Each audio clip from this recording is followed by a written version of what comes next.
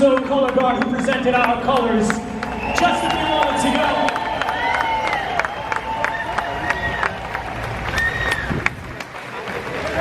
And without further ado, it gives me great pride and pleasure to introduce to you today the legend, the myth, the great American artist, Mr. Scott LoBaido!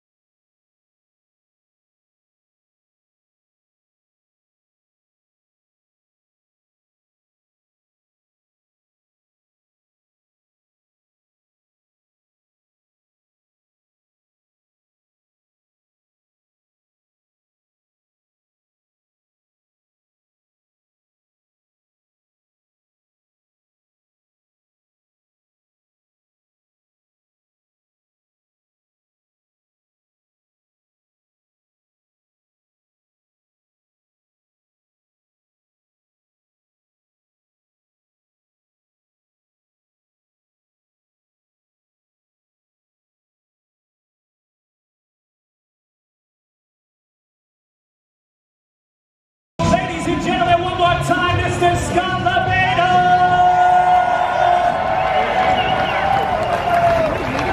Yeah, I need you to show me Hello, hello, hello. This is what I'm talking about. But can you dig it? Can you dig it? Can you dig it? From the Warriors. I always wanted to do that. Here's my opportunity. It is about time that you, law-abiding citizens, have come out of the shadows of fear. This is what it's about.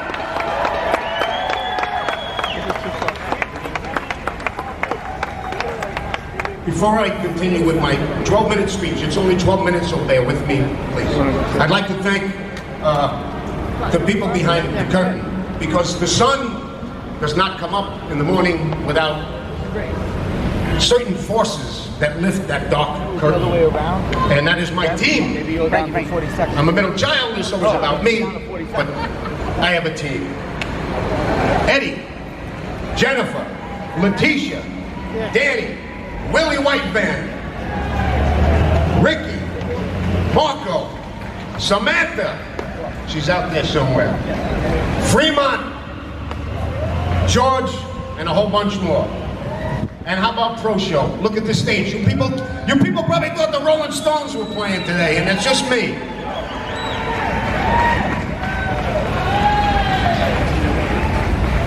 And of course, you obviously know how I feel about my veterans. Those men are right there that just left the stage. That's everything. We are here in free assembly to express our grievances because of them. How sexy is that? So let's give it up for the men and women of the armed forces of the United States.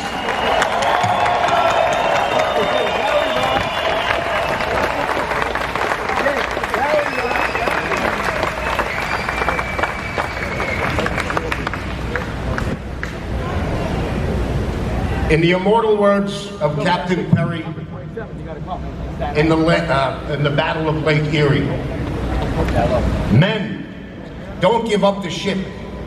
Do not give up the ship. If we lose this ship, we lose the whole battle. Don't give up the ship.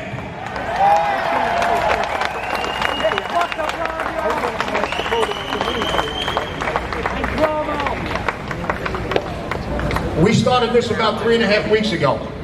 Look where we are, because of my team. But while I was promoting this event, I emphasized every day, this is not a political rally. This is not a pro-anything rally. It is not an anti-anything rally. It is not a conservatives rally. It's not a liberals rally. It's not a pro-presidential campaign rally. It's not an anti-presidential campaign rally. It is not an anti-BLM rally either. This rally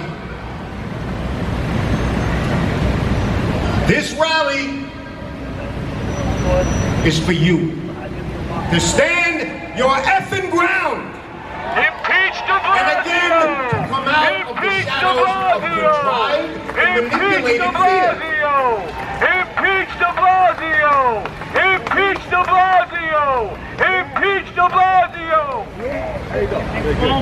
You, the working man, the business owner, that elderly couple who can't go to the park anymore because the criminals are running rampant and they're going to get their heads cracked open. That's who this rally's for. This is your rally. This rally is for that black family that owns a restaurant, that Jewish guy that owns a business, that Spanish single mother who is trying just to figure out how to get her kids back to school safely and get back to her two jobs a day life. It's for the Muslim guy who owns a business, that gay couple who owns a business, that Irish gym guy who owns a gym that he can't open, but yet we see pictures of the mayor going to his private gym in Park Slope.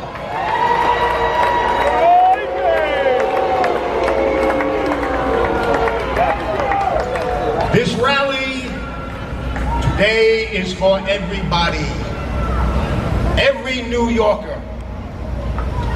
We are New Yorkers. We are New Yorkers. Who are we? We are everyone I just mentioned and so much more. This is the rally to take back our city and take back our lives. This is your lives. That's why we're here. I'm a fourth generation New Yorker. And I know how pissed off and sick to my stomach and how twisted my onions are over this administration's actions. What he's done to this city. The list is endless, and I know you all know the list. But just to piss you off a little more, I'm gonna throw a few at you. Bail reform.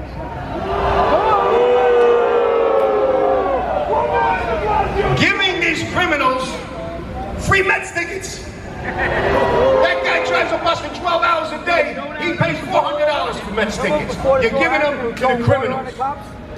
You fucking kidding me? Letting the looters and the anarchists destroy the capital of the world. This city.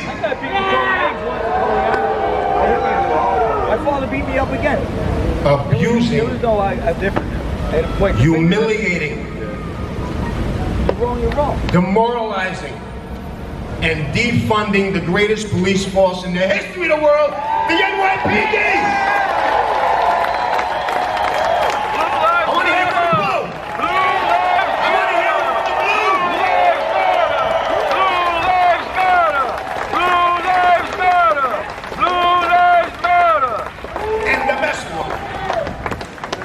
$1 billion with a B, billion, not M, $1 billion.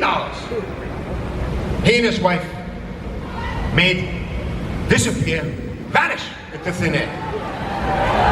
Gone! $1 billion gone with no explanation. Your $1 billion, it's your money.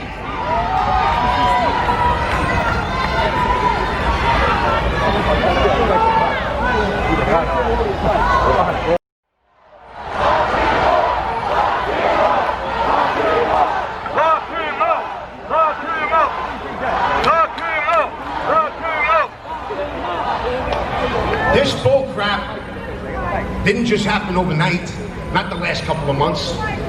This mayor started this fire with us years ago, screwing the working man, screwing the law-abiding citizen, screwing the small businesses, screwing the outer boroughs like Staten Island, where I happen to be from. Staten Island. These effing speed cameras Thousands of them. Thousands of them. They're useless. They are placed in Staten Island purposely for one reason, and that is to suck the money out of your hard-working pockets.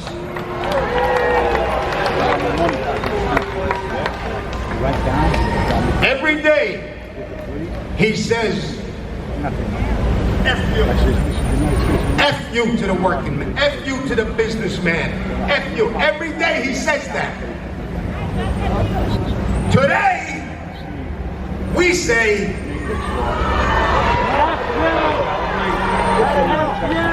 F me? No. F you! F me? No. F you, DeBlasio!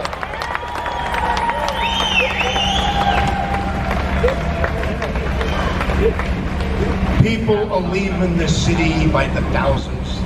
And I would like today, for that day to be where that stops. We can't run away. That's what they want us to do. They want the good people to run away.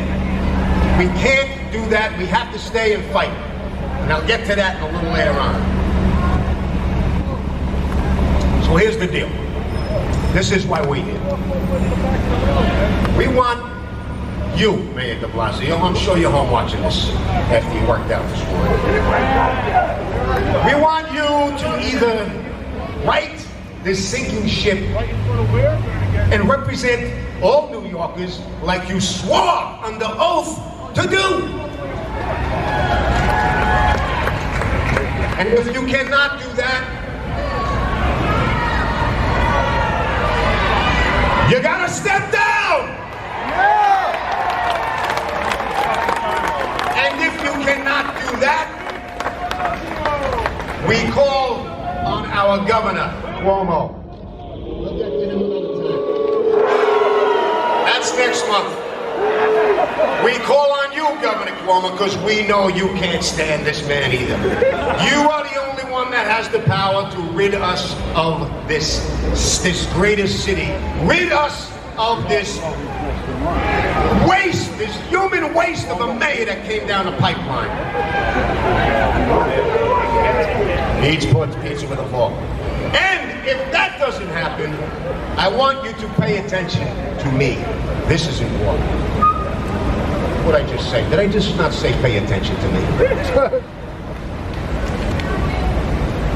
You business owners, especially you restaurant owners. If that doesn't happen, then together we make our businesses autonomous zones, and we open our own with our own rules, like the other side did. They can't take you down if you have your own autonomous zone, but you gotta have the balls to do that. That's when they listen. That's Cuomo and DeBlasio. Restaurants will not open until we get a vaccine. Schools, I think I heard this right, schools may not open until we get a vaccine. While the rest of the world, think about this. This is the capital of the world, the most powerful city in the most powerful country in the world. And the rest of the world is going about their daily routine, adapting to this new way of life. And we, these people, have their heads so far up their arse. We are a third world city. It's disgusting. We should be ashamed of ourselves for letting this happen.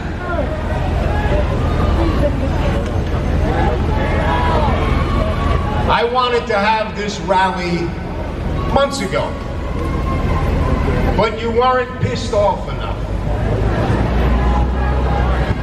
And I waited to see when you're going to be finally effing pissed off. Whether you're 80 years old, a stay-at-mom home, or a guy who owns a hot dog stand in Sheepshead Bay, you're effing pissed off. You are really pissed off, and you know what? You're not going to like to hear this. I'm happy you're pissed off. I'm happy you're miserable. I'm happy you're fed up. Because that brought you out. And it's got to continue to bring you out. That's why we're here. In closing, this is New York City. This is the capital of the world. The melting pot of the world. A recipe of every organic culture from every corner of this crazy, sexy, beautiful world. New York City. New York City has always set the trends for the rest of the country and the world. And today, the whole country is watching. We got media, we got it social media, we got this live. The whole country is watching. Hear me out, hear me out, hear me out. They're watching you. Today, everyone is watching New York City. And the next great trend, the next great trend that comes out of this city, hear me out, starts today. And I pray that this trend reaches the other cities like Jersey, Seattle, Portland, Chicago, Philadelphia, and that they will follow our trend and our lead and take back their fucking cities!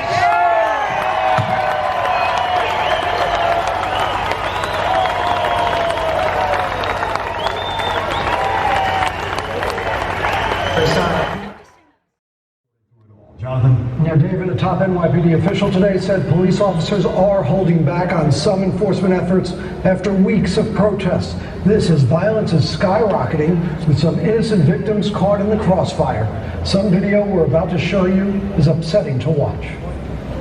It is horrible to watch a father holding his daughter's hand in broad daylight when a car pulls up. The gunman reaches out of the passenger side window and opens fire. The little 4-year-old can be seen running for her life. Killed was 29-year-old Anthony Robinson. From WABC 77 FM, please give a warm welcome to our MC for this afternoon, Mr. Frank Morano. Good afternoon, New York! You know, I'm not sure if that was the national anthem playing earlier because I didn't see anybody kneeling. Must have been the wrong song. I tell you, it is unusual to see City Hall these days without a whole colony of occupiers camped out here. And I must say, it's a pretty refreshing change. Let me, before I introduce a video and some terrific people, let me do my best to explain why we're here today. I've been asked that question the last few days. You guys are all getting together Saturday at City Hall. What are you actually doing? So, to paraphrase Admiral Stockdale, why are we here? We're here because everything in this city is backwards. We're here because there's something really wrong when indoor dining is not okay, but mass protests bashing the police are okay. There's something really backwards when people are more concerned about checkpoints than they are arresting vandals who spray paint churches.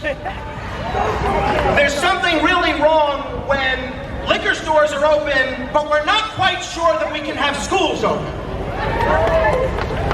There's something really wrong when it's a greater crime to not wear a face mask than it is to jump a subway turnstile. Things are backwards when instead of dealing with the pandemic homelessness in our city, our politicians' priorities are making sure we remove Thomas Jefferson's statue. That's what I'd like to know. Where is the permit for that? There's something really wrong when city government's priority is making sure gyms stay closed instead of dealing with the epidemic of NYPD suicide, which you're not hearing about anywhere. And there's something really wrong when you have a mayor and a governor who spend all day bashing the president and then make clear the only chance our city has for survival is begging that same president for a bailout. Everything that ought to be up is down. Everything that ought to be down is up. The cost of living is up. Tourism is down. Shootings are up. Jobs are down. Tax dollars spent for sex workers are up, while tax dollars spent on the police are down. The number of people moving out is up. The number of people moving in is down. You are seeing everything in a bizarro world. This is the opposite of New York City. You don't have to be 70 years old to remember a time when this city functioned. You just have to be more than 8 years old to remember when this city functioned. Lawlessness is up, and the spirit of New York City is down. Now, the good news is New York City did everything right. New Yorkers did everything right. We were told, wash your hands 5 times a day, then use some hand sanitizer, make sure you wear a face mask, whatever you do, don't leave your home, stay 6 feet away from any human being you happen to encounter, and the good news is, it worked. It worked. Right now, we're doing 80,000 tests a day, and 0.08% of the population is testing positive. It's actually not 0.08% of the population, it's 0.08% of the people that are getting tested. That means in a city of 8 million and a state of 16 million, you have a much better chance these days of getting struck by lightning or winning the lotto than you do of catching COVID. But by all means, let's make sure we keep indoor restaurants from opening.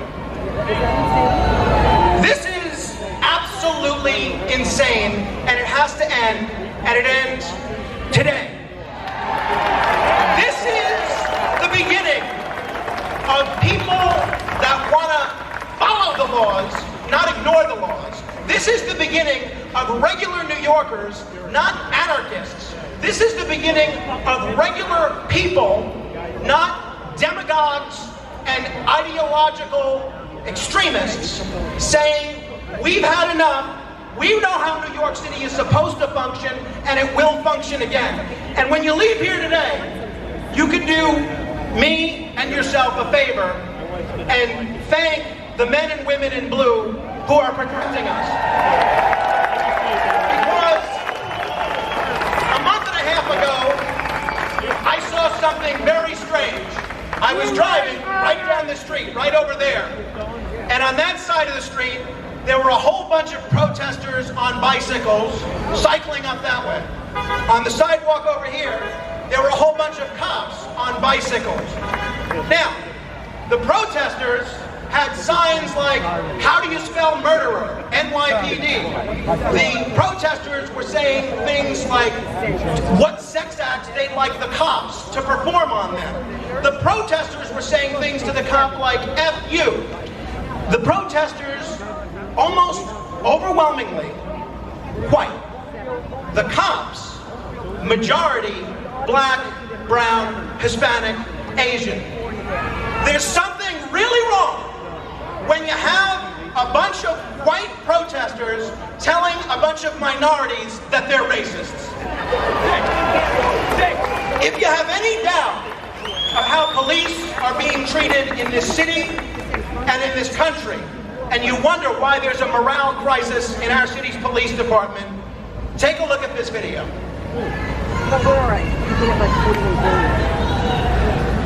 An officer smashed on the head with a fire extinguisher, another blatantly run over. Images clearly difficult to watch as peaceful protests have turned violent.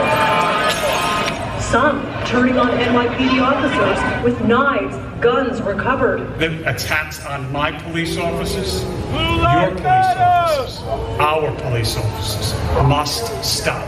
Police Commissioner Dermot Shea with a stern message tonight to stop anti-police rhetoric he says is causing assaults on his officers. The law breaking, some of it appears carefully choreographed to create this environment of physical conflict with police, to create more negative-looking imagery. After days of anti-police riots, dozens of law enforcement officers attacked with bottles, bricks, a Molotov cocktail thrown into a police van, and recently in Brooklyn, one officer stabbed, 2 others shot. All survived along with the suspect. And now a $2,500 reward to catch anyone who attacks an officer. This is not what democracy looks like. This is violence. From this incident caught on camera, a suspect kicking an NYPD officer, forcing her to fall onto the tracks there in the subway station. Officers trying to detain. You must be, I guess you're part of the front, right?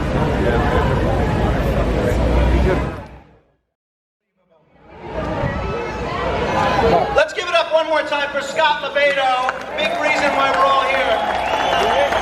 The man is not only a patriot, but he has a patriotism which is infectious. I also want to make sure that we recognize why the city is in the place that it's in.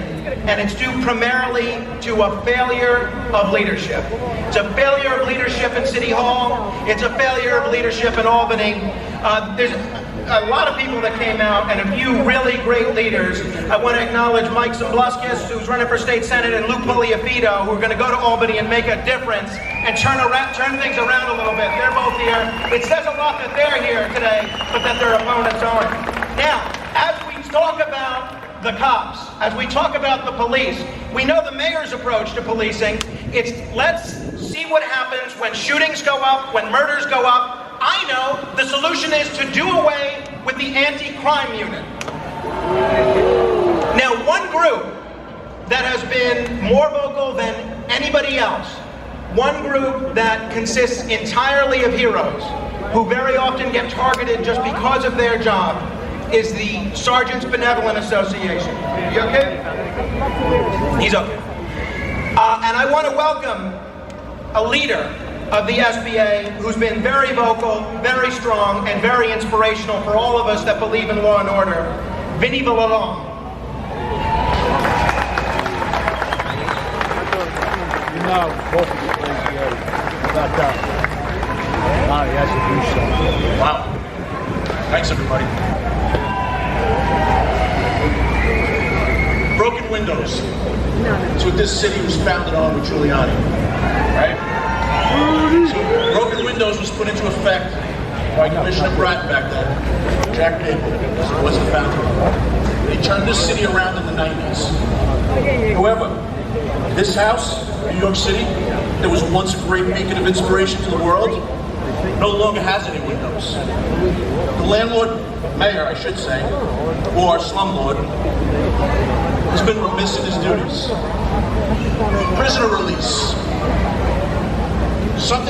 When it comes to broken windows, prisoner release has nothing to do with it. He claims that let's take all of the low-level crimes and put them back out in the street. Well, they put 1,500 prisoners back out in the street in what he calls compassionate release. Compassion for who? Not for everybody here. Put them out there because of fears of COVID. Well, if they were infected, wouldn't they be safer inside to be treated? No, they came out here and started committing more crimes. And it's the small crimes that become the big crimes. And it just makes it more difficult for the men and women to do their job every single day. You've seen on these videos, cops, male, female, all getting assaulted. You think that these people will do the same to you? In a heartbeat. The NYPD, and I'm very proud to be a part of it for 30 years, okay?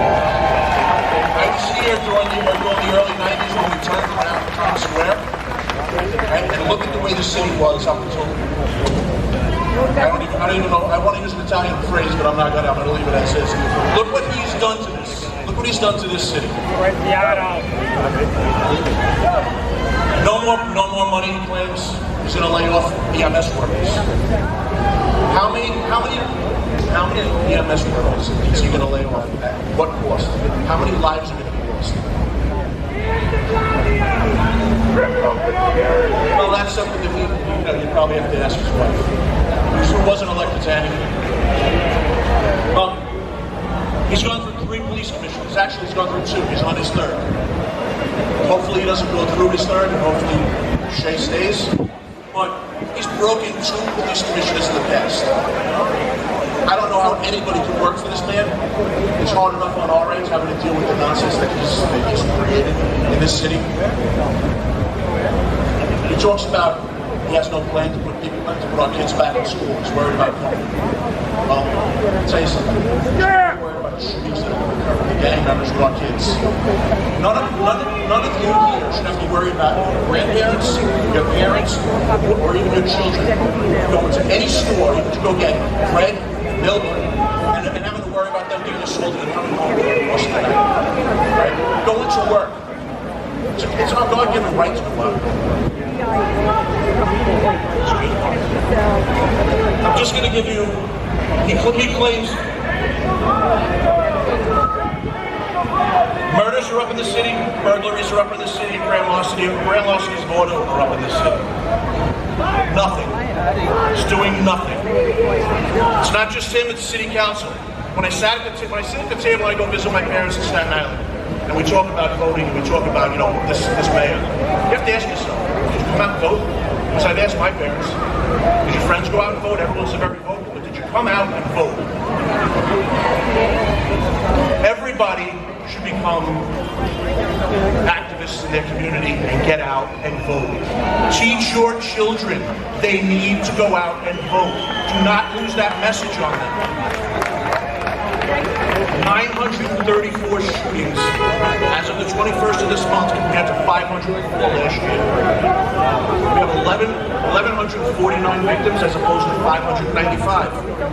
And homicides, we got 63 more homicides, 270 this year than last year. That's 63 people that whose families, it's not just 63 people, it's their families that also have to suffer this for the rest of their lives. What are we doing? Ask it. What are we doing? Absolutely nothing.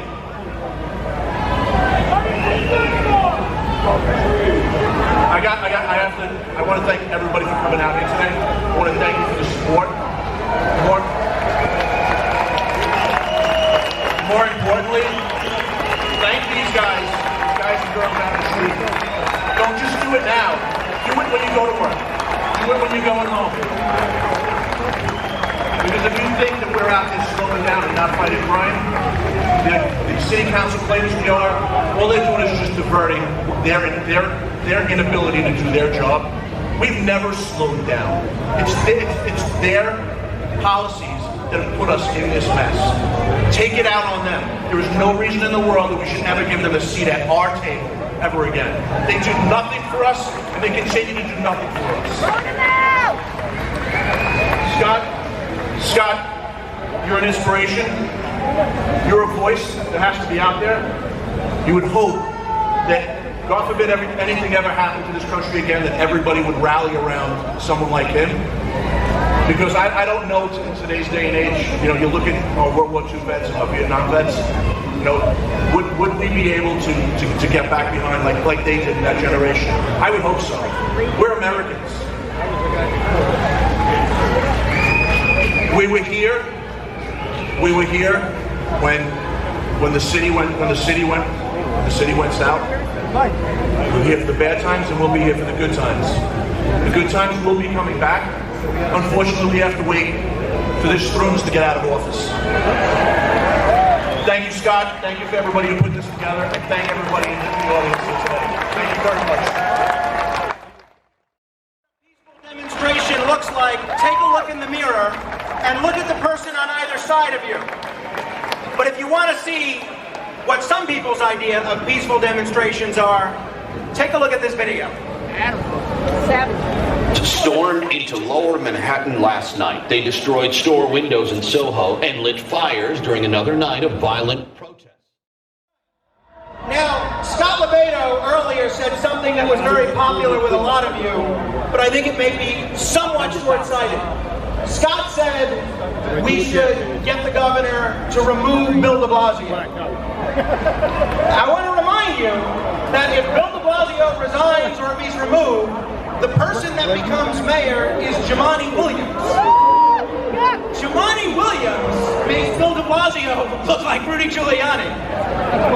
Now, what we can do is actually take mayoral elections a little more seriously. 3 years ago, New Yorkers had a choice, and no one cared.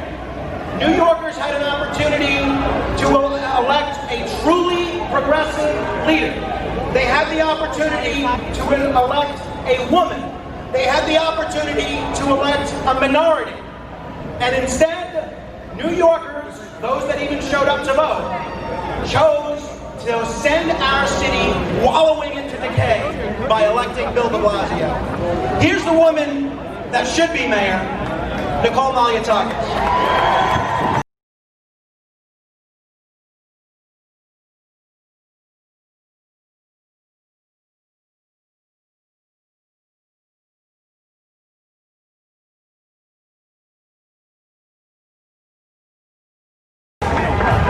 Don't blame me. I didn't vote for him. Good afternoon, New York. Are we ready to take our city back?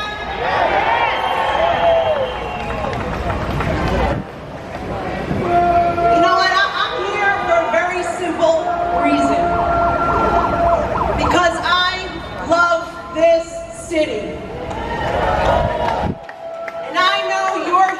Because you love this city too, am I right? It breaks my heart to see this city being destroyed. It breaks my heart to see what our mayor is doing on every front. He puts more and more money into the budget. He raises your property taxes, and yet everything is getting worse.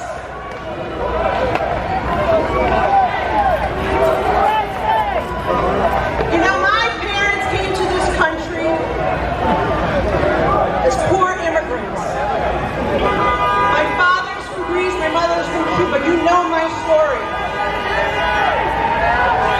I hate to see the city that welcomed them with open arms, where they were able to follow the rules, work hard, keep the American dream. They started their own business. We got more fans here. And for all of you,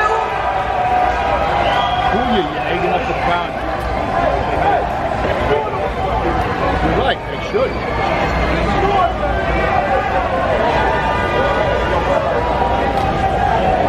It's great to see the enthusiasm today, isn't it, guys? We're taking our city back!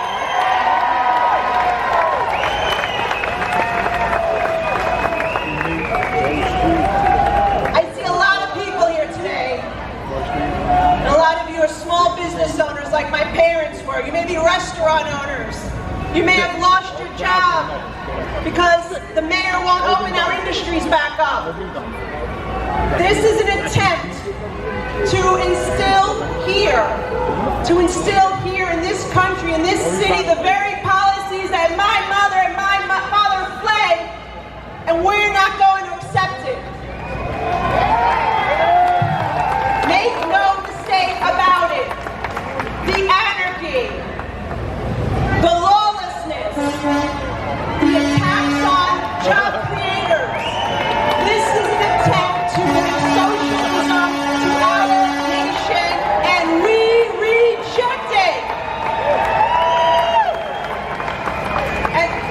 And as the daughter of a Cuban refugee, that is why I'm going to Congress to fight Alexandria Ocasio-Cortez and the squad.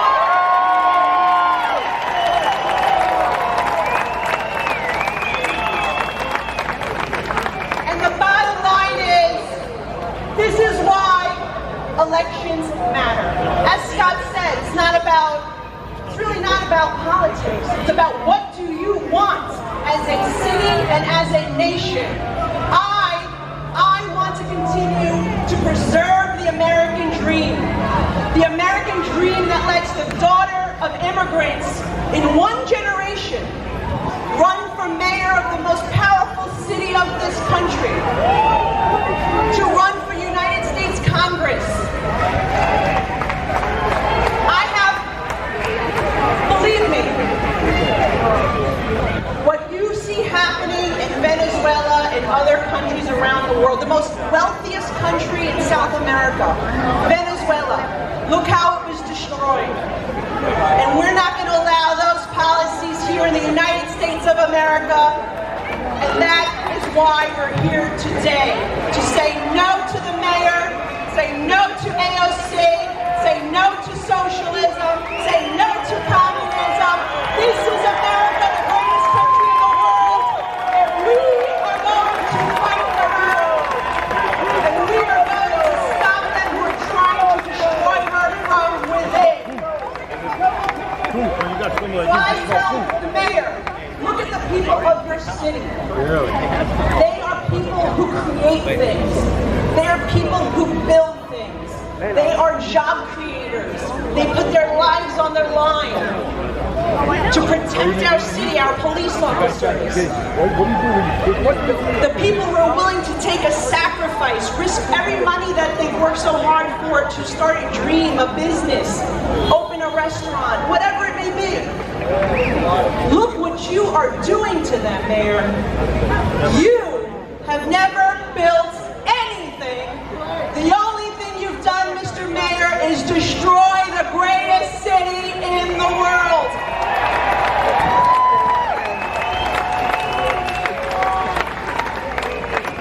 And we're not going back to the 70s and the 80s.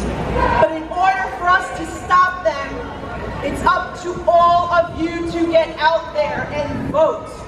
Get out there and work for the candidates of your choice that you think will preserve the American dream. That's what you need to do. And there are great candidates out there who put themselves out there and are willing to do a job that really nobody wants to do right now. That's why I think everybody. Okay? Yeah. But we have to have their backs. We need to make sure that we elect good people. Good people. All right? That's the most important thing. So God bless you. Get out there, use your right, and vote out those people who are defunding our police, who are disrespecting our hardworking tax-paying citizens, and let's take not only our city back, but let's make sure that we keep America great.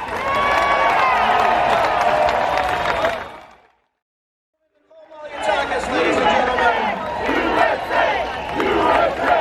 Now, one of the things that was very difficult to deal with during this pandemic, go ahead, it's a great country. USA, USA, USA, USA, USA, USA. It is a great country. Part of the reason it's a great country is because we have freedom of religion. And yet, largely, over the course of the last 5 months, people were largely prohibited from praying with others at a tough time. At a time when people were looking to pray to seek solace for the loss of loved ones. At times when people were looking for divine inspiration dealing with the loss of a job.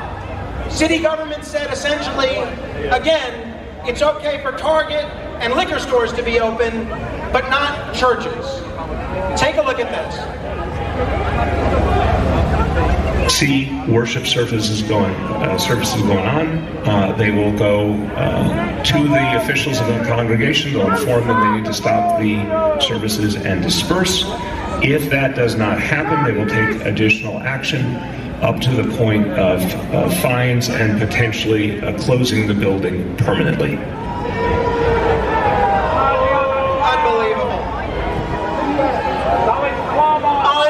Unbelievable. Now, let me ask you a question. We all know the name of George Floyd.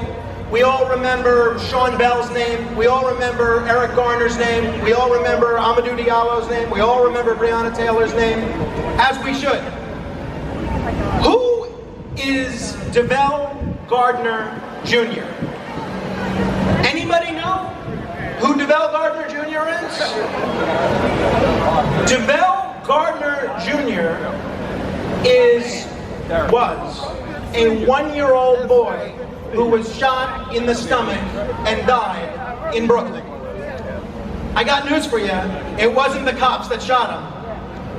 And his life matters. And the victim of every shooting in this city's life matters, irrespective of what color they are. And the gentleman you're about to say hello to is there for the names you don't hear. He's there for the names that you won't hear on the news. He's there for the names that you won't see graffitied on the side of a church or a courthouse. Because he's a real advocate for all black lives. And he's a great advocate for all New Yorkers. Let me welcome Tony Herbert from Advocates Without Borders.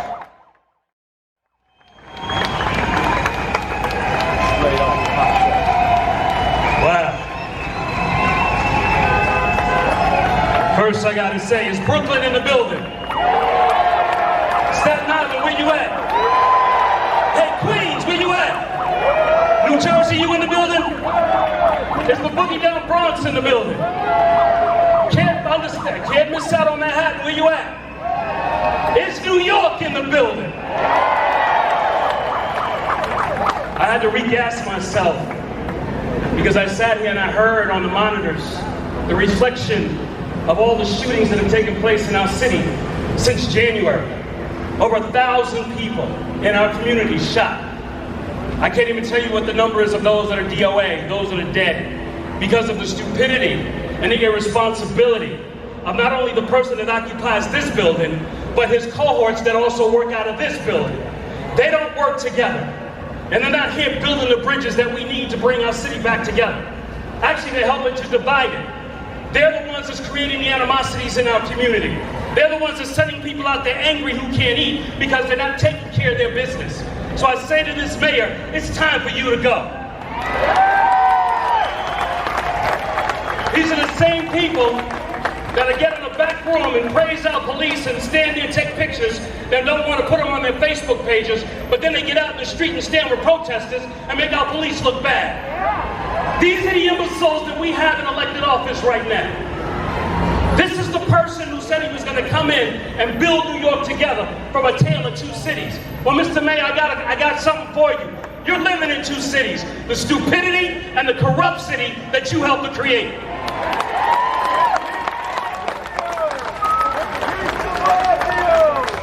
You heard them mention DeVel Gardner, the 1-year-old that was shot. I can tell you so many other names. You also heard about the 12-year-old out of Brooklyn who was raped by a cab driver. Or let me just say this, a person who imitated a cab driver, because all cab drivers are not rapists. Just like all police are not police brutality individuals. We need to understand something. Everything that's going on is festered by poor leadership in our city. These elected officials we have in office are cowards. They bow down to the socialists, they bow down to the progressives, and don't got an understanding of what they need to be doing, which is bringing our city together. We should be working together in every city, every borough, from every corner of New York City, that we come together as one. Now, I will never stand here and never support the idea of somebody picking up something or throwing or hurting or harming or shooting any one of our police officers. We need our cops on the street. And Mr. Mayor, bring back the anti-crime team. I'm tired of seeing people get killed. Tony Herbert, ladies and gentlemen.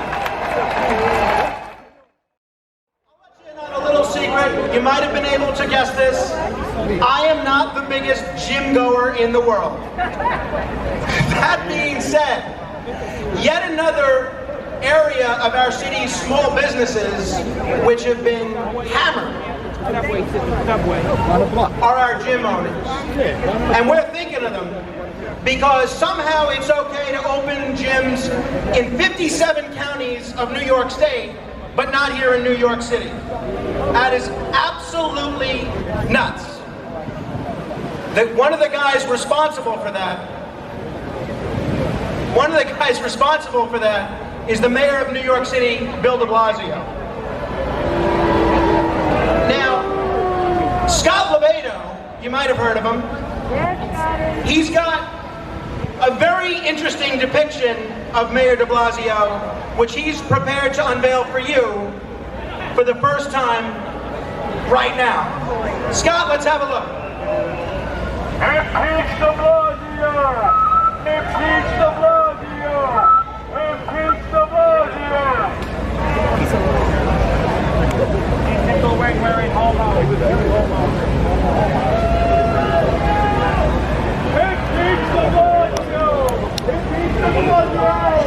You got to make sure you let Scott know what you think of this.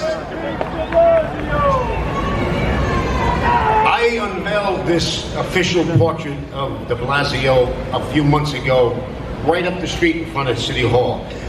Just a few people saw it, but I said, let me re-unveil it for you people.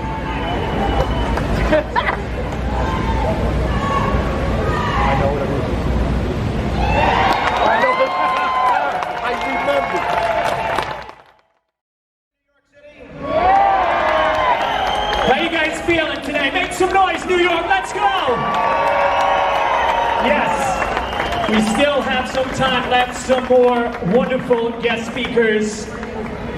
So don't go anywhere. In the back, feel free to join us up front. All right, now, this next aspect of our city has hit me very hard because for me, not being able to dine in a restaurant is like what it is for most people not to be able to breathe. Indoor dining is something that's essential. It's not only essential because it's fun, but it's essential because it's the small businesses of our city that make New York what it is. It's essential because a restaurant owner that was already struggling before all this because of rising minimum wage, mandatory paid sick leave, mandatory vacation, rising rents, rising property taxes, they were already struggling to get by, and their reward for struggling to be a job creator in this city is for the mayor and the governor to tell them, sorry, you're not allowed to open. You're allowed to open in the rest of the state. In the rest of the state, we're not seeing COVID transmissions go up like crazy because people are having dinner in a restaurant, but in New York City, you can't open. When can we open? Well, we don't know. When there's a vaccine. When will there be a vaccine? Well, we don't know. It makes absolutely no sense. Here is a window into the insanity of what's happened to our city's restaurant industry. The restaurant industry has been devastated by the pandemic, and many more are trying to find ways to adapt just to stay afloat. CBS 2's Ali Bauman has the story. This is my life. This is what I do. Lee Seinfeld has owned Dive Bar by West 96th Street for more than 30 years. There's only room for 5 tables outside, so these days business is down about 90%. We survived 9/11, we survived Sandy, we survived snowstorms, we survived everything. But this is just something that's very difficult at this point. Since indoor dining is postponed indefinitely in New York City, many restaurants have been allowed to extend their outdoor seating into the street. But places like Dive Bar, which sits next to a turning lane, cannot. They're really scrambling, trying to figure out what they can do in this new world. Andrew Ridgey is executive director of the New York City Hospitality Alliance. A lot of restaurants have been trying to figure out how do they maximize their delivery and takeout business. Trying to figure out how can we even reduce our menu items because we can't hire enough people in the kitchen to work. On Columbus Avenue, the cocktail bar Prohibition barely has any space for outdoor seating, so owner Mike Trink shifted its staff and resources to his new restaurant, Baylander Steel Beach, conveniently located on a retired aircraft carrier on the Hudson River. Anybody ready to reopen restaurants? Well, it's clear that we are not able to look to most of our politicians for any sort of leadership. We've been forced to look to each other for leadership. We've been forced to look for community leaders for leadership. And this next gentleman has been a community leader his whole life, a civic activist, not only one of my closest friends, but every time our city and our country faces a crisis, he rises to the occasion. 11 years ago, during the Great Recession, when people were going hungry, he bought turkeys for everybody for Thanksgiving. 10 years ago, when folks around the corner decided they were going to occupy Zuccotti Park, he organized a movement to end the occupation. 8 years ago, in the aftermath of Hurricane Sandy, when so many found themselves instantly homeless, he rose to the occasion and launched Guyan Rescue. He's been on Wall Street for 30 years.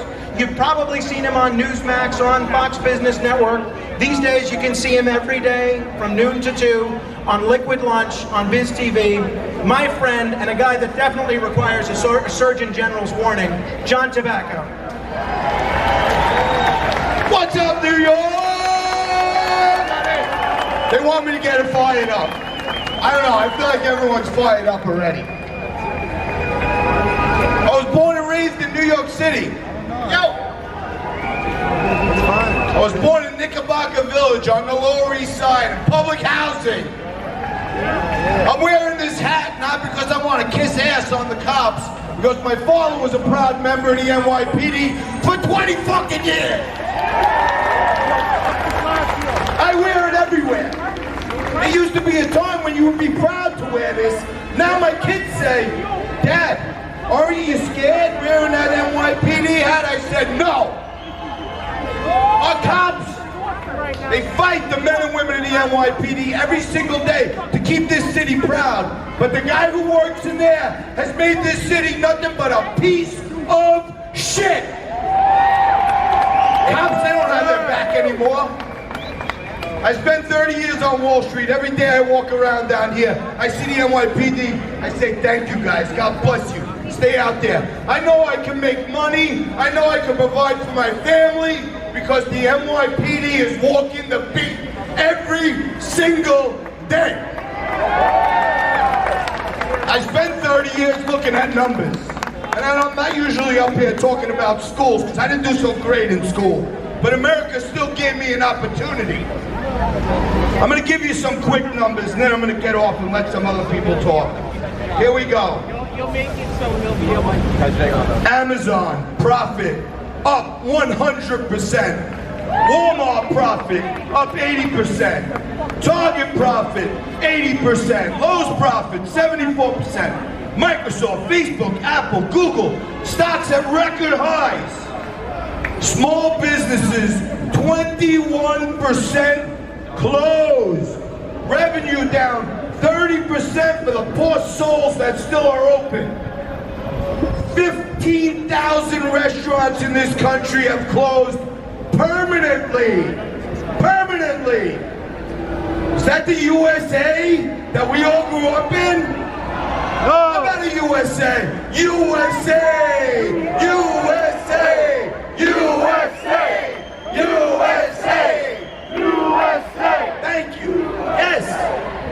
All right, they want me to talk about schools.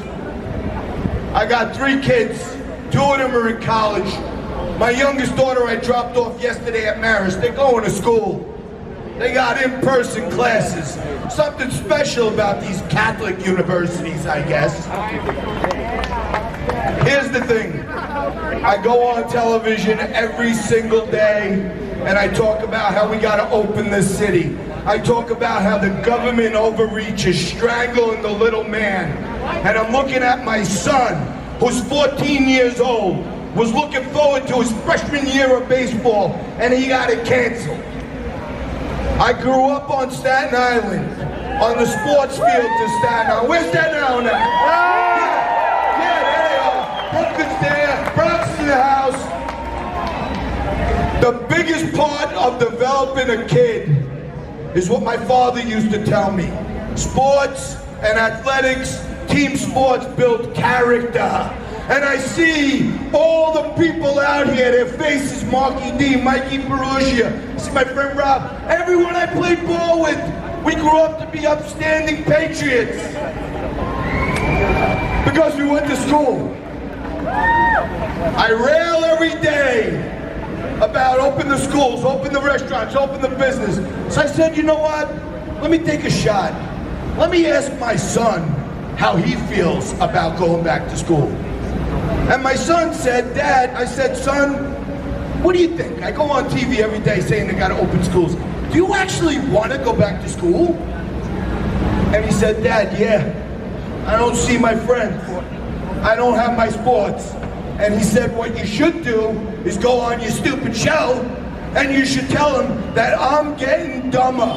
Me and all my friends are getting dumber because they give us the work in the morning and we don't have to turn it in till the afternoon. So here's a few suggestions. I love teachers. Mother of my kids is a teacher, proud member of the union. Michael Mulgrew, the head of the UFT, is an absolute gangster and mobster. And he's taking advantage of his own union by threatening to strike unless we test 7 million kids or some crazy number. How about we test the teachers? How about we send the kids to school and put the teachers on a television? That's not horrible. Then everyone's safe. And the one thing I want to leave you with today is this. Governor Cuomo is a mutt. DeBlasio is a mutt. Okay? Michael Mulgrew and Randy Weingarten are gangsters. Okay? Here's what you don't know, the dirty little secret. Cuomo and DeBlasio need to come out public and say open schools so they can get federal funding. That's what they're doing. And they're using Mike Mulgrew as a little puppet to say, go out and say the teachers will go on strike. Then we can get the money.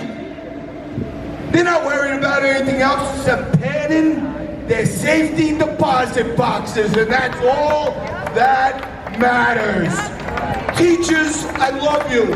NYPD, FDNY, every civil servant out there, God bless you working for this mud of a mayor. But I'll tell you this, we're smart, we're here, we stood up, we raised our voices every single day. We sit here with our mouths shut and our masks on.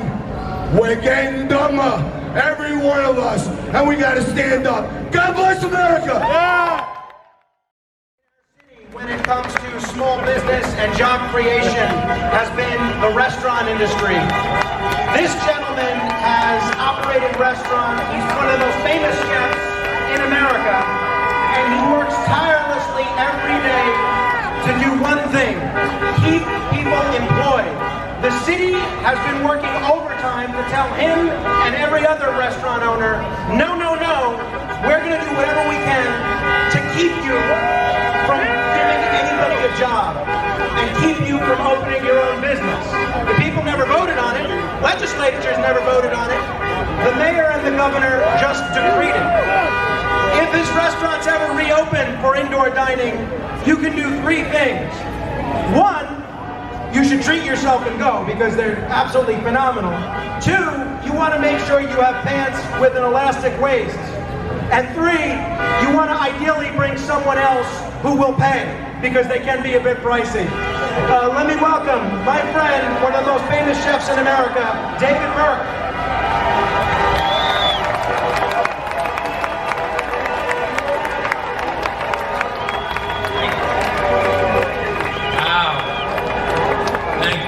Good afternoon, and I love New York. And I was reminded of that sign when I came through the Hollow Tunnel today. So thank you for coming. I want to thank my staff, my partners, my landlords, all for dealing with this over the last few months, working hard together to come up with solutions to try and stay in business. We fed over 125,000 people out of small kitchens. The hospitals, the first responders, hotel, hospital employees, homeless shelters, restaurant employees. We've been feeding, trying to get people back to work.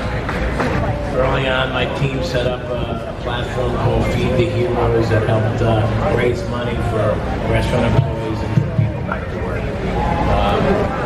My grandparents are from Brooklyn. My other set of grandparents are from Ireland. My parents are from Brooklyn. I was born in Brooklyn. My kids were born in Dumbo before it was called Dumbo. And back when I grew up on the Jersey Shore and when I decided to be a chef in the 70s, the place to be was New York. The place to learn was New York. I came to New York York as a teenager to go to concerts and ball games and see the Empire State. I swear back then when it was fun. And when I decided to be a chef, the place to go was New York City. New York had the best of everything. The best restaurants, the best chefs, the best restaurateurs, the best in any industry. The leaders were all in New York, and you came here to earn your stripes. Sadly, right now, the Empire State Building is crying, and the city is dying. The restaurant industry is dying, and it's just no solution. There's no solution in sight. Open up! I came here in 1984. I've been working 37 years in the restaurant industry, and my restaurants are now closed. I had no decision in that. Outdoor dining does not work. Outdoor dining will be over in a few years, even for those that do work. The delivery business is not meant for restaurants like And when I grew up, if you love something like you love New York and you love being in the restaurant business, you fight for it. We need to start the fight. We need to get some answers.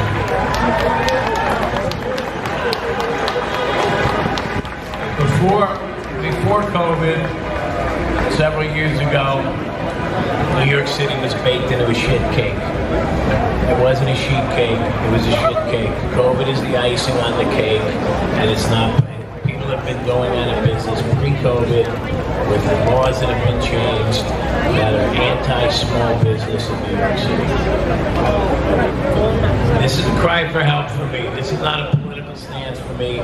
This is a cry for help for the restaurant business to try and get some solutions and some answers as to why we are not able to open indoors. The Hospitality Alliance in New York City, I want to thank them for suing or attempting to sue the city for the restaurant industry. They brought this up this week. David Burke Tavern on the Upper East Side closed after that news that we have no idea, nor is there anything on the table for the Blasio to speak about indoor dining in the near term, his words. They're not discussing it in the near term. I don't know what the near term means. It sounds like, I don't know what to tell my landlord, my employees. I don't know what to do about my own business. Do I move back to Jersey? We have some thriving restaurants, outdoor dining in Jersey. But that will end soon too if we don't get back to work.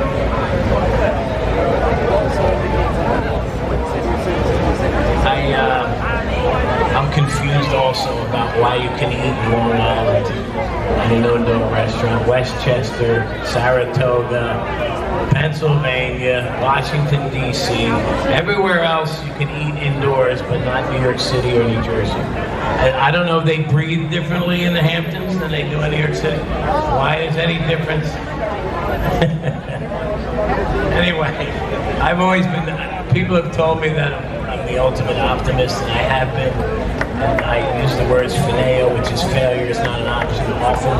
And I will fight to stay alive in New York City. I don't want to leave New York City. There will be a point where we can't afford it. But anyway, there's something I want to read to you. And it's something I read often and to remind me to fight in this business, because it's a tough business. It's called The Man in the Arena. And for today, I will call it The Man in the Arena, but it's for everybody in the arena, men, women, and everybody that works in this industry. And it's called The Man in the Arena. And it is not the critic who counts. It's not the man who points out how strong the man stumbles or where the doer of deeds could have done them better. The credit belongs to the man in the arena whose face is marred by dust and sweat and blood, and who strives valiantly and knows the great enthusiasms, the great devotions, who spends himself in a worthy cause, who at the best knows in the end the triumph of high achievement, and who at the worst, if he fails, at least fails while daring greatly, that his place shall never be with those cold and timid souls who have never known neither victory nor defeat. And this is for all the restaurant employees and small business owners in New York to start to stand strong and keep the faith, because we shall get through this, we hope.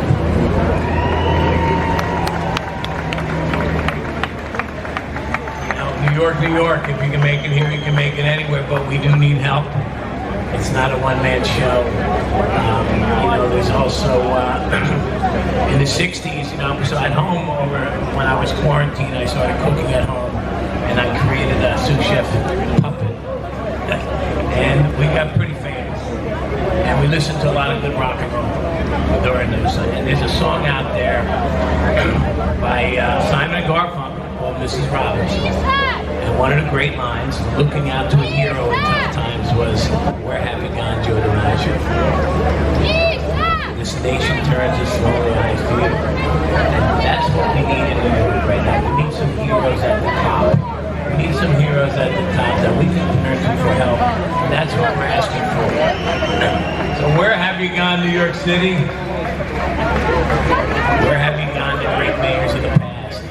The city turns its lonely eyes to you. Please come and help us. Thank you. Thank you.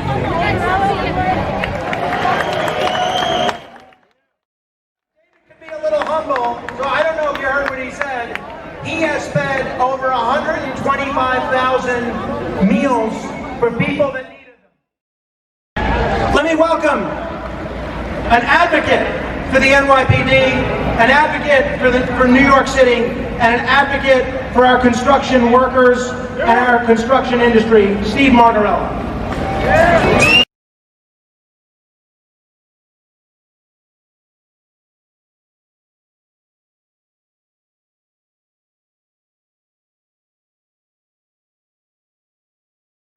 Steve Margarella!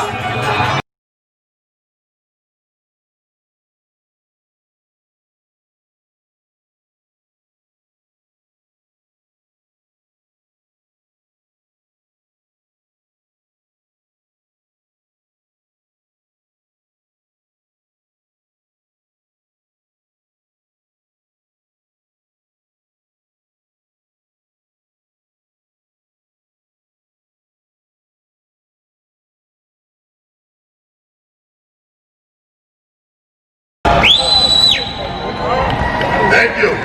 Before we begin, my daughter couldn't be here. Can I get you all to give her a wave, please? Thank you.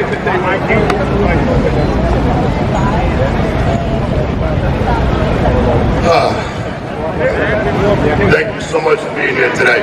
And before I begin, let me start off by saying thank you to all the great speakers today. Frank, Tony, John, everybody, Katisha, Scott for setting us up, Frankie Pro Show. Let's say thank you.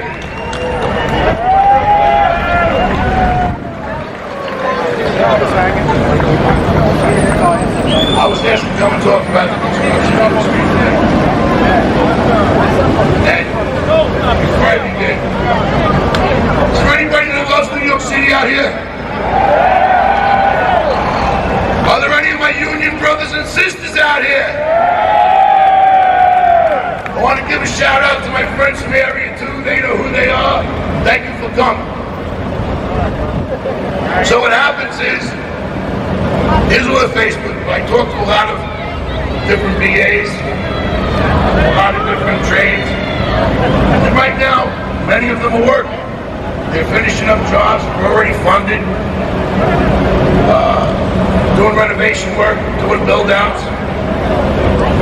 But when I talk to the guys in my trades, heavy construction, there's 350 men in this hall, 400 men in that hall. Nobody's working because the city ran out of money. So the really bad news is, not so much this year. The small private contractors are working, but the big contractors, there's no bids coming out for next year. Nothing. Normally this time of the year, the city's cranking, everybody's looking to work, the bids are coming out for the following season. This city has broken. There is no bids coming out. So what we're experiencing now is not good. But what's going to happen next year is really bad. Now, I don't know what we can do about that. I have an idea.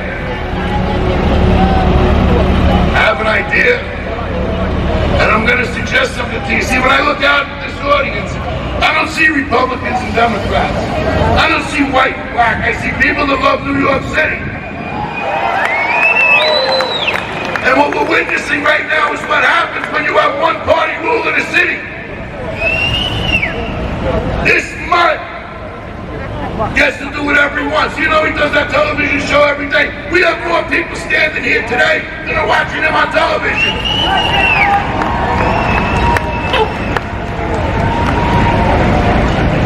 Let me ask you a question. Does anybody today in this audience think that this is about COVID?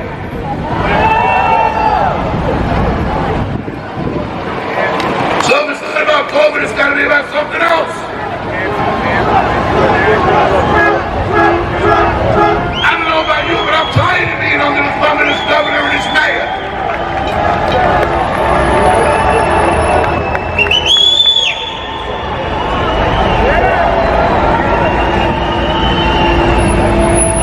I'm a first-generation Italian. My parents came here, became citizens.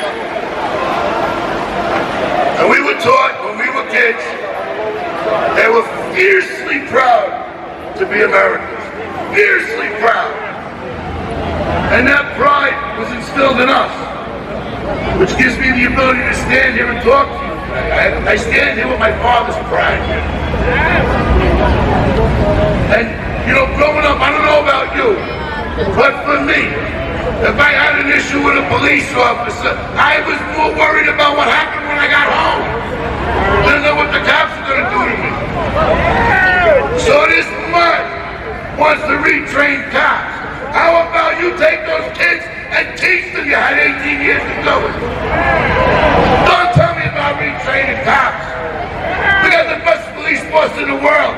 I had to put my head down when they were showing that video. I put my head down with Pastor Chris and we prayed. Because I see things like that, I want to pick up a pipe or a bat. Don't do that anymore. Don't do that anymore. But it upsets me deeply. When I saw those cops nasty have a water poured on them, I wanted to get in my car and go find those kids myself.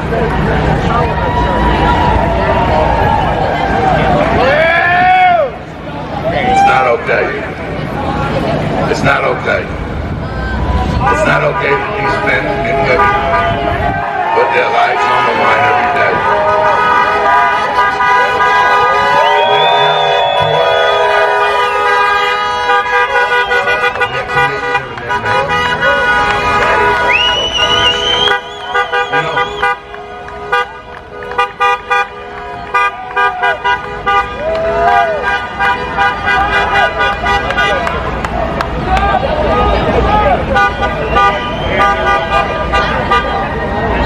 I'm going to tell you, you know, maybe some of you, I had a rally in May, maybe some of you remember, maybe some of you were there. But I called it back then. He had the steps, and I said, those steps aren't to open the city, those steps are to keep this city shut down. I said, watch, he's going to keep moving the goalposts. And look at what happened. We're having this conversation in August. The gyms are still closed. The restaurants are closed. There are other businesses that can't open up. Why? Why? You can protest in the street, but you can eat outside, elbow to elbow, on a sidewalk, but you can't eat in a restaurant?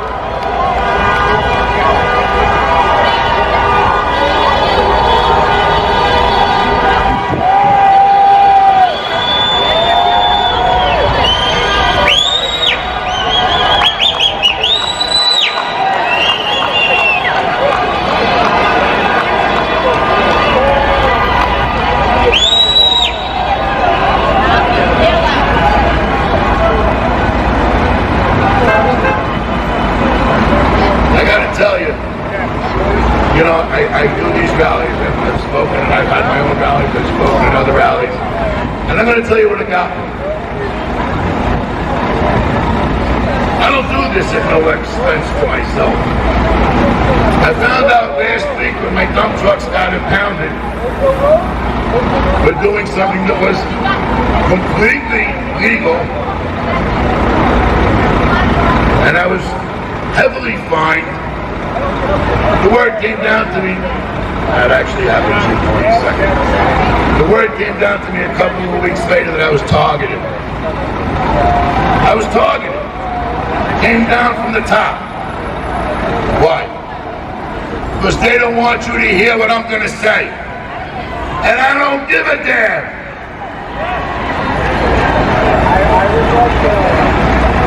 They're not going to get me to back down. They're not going to get me to stop talking about how proud I am of this police department and how they need a commissioner that'll cover their backs. That'll stand up to this loser and tell him. I do this at great cost to myself, yet he's afraid to lose a pension. He allows his people to be disgraced and embarrassed in the street. He does not allow them to do their job, and in fact, allows them to be accused of things when they are just doing their job. It's not okay.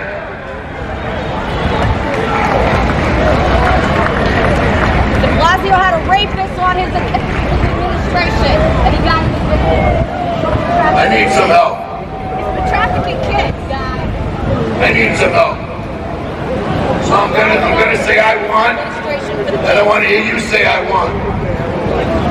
I want that one day soon politicians can put their petty disagreements aside and stop using the citizens of New York as pawns and punishing the business of landlords. I want that one day soon every restaurant, gym, nail salon, and business opens their doors so they can feed their families, their employees, and unencumbered by a delusional governor who has murdered our economy and our businesses with the same lack of empathy that he had when he killed our elderly.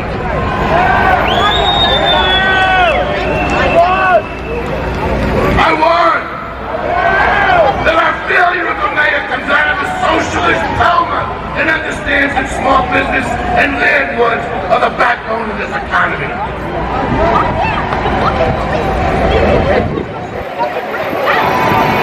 I want that he takes the chains of the men and women of the NYPD and allows them to do their jobs without the fear of retaliation from this useless and broken administration.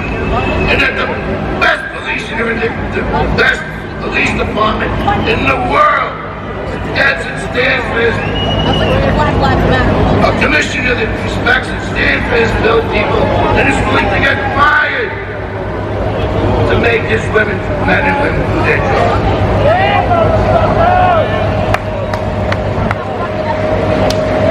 I want that this out-of-touch and effective resident of Gracie Mansion wakes up to the fact his no-bail system has been a failure. He has made our streets unsafe, double shooters and murders, armed robberies, assaults, and larceny. He did a great job for his constituents, but not us. They've been drinking children's blood to fucking college students. I want that our morally bankrupt mayor, the bankrupted and pillaged our coffers, has come to Jesus' moment and understands that taxing, fining, and over-regulating our businesses hurts the very people that this economy depends on. Small business. Like my family. Instead of having veterans in the street.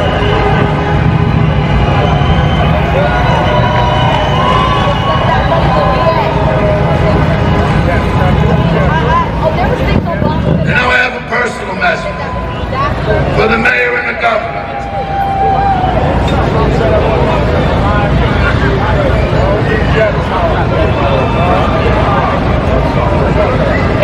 How about, Mr. Mayor, how about you unshackle the police department and allow the anti-crime unit to be restored and arrest our people, bail them, and get the illegal guns off the streets, and allow us to exert our Second Amendment right and bear arms.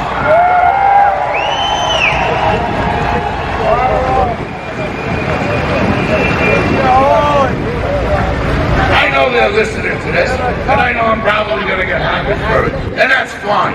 I'll take it. I'll take it for you. But I need for you to stand up. I need for you to be counted. If this mayor and this governor doesn't hear anything else, I want them to hear this. We are tired of them moving the goalposts. We don't believe in your phony pandemic scheme that's killed this much great city and economy. We don't want to see lines for food. We want to feed our families. Listen carefully. You don't have much time to fix this. You have 35,000 cops, and there may be 50,000 B11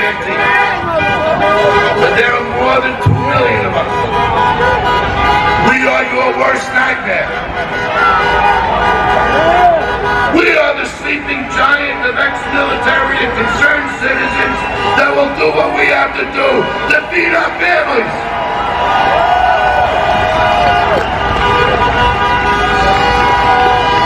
We are peaceful, law-abiding citizens that I guarantee you will be your worst nightmare.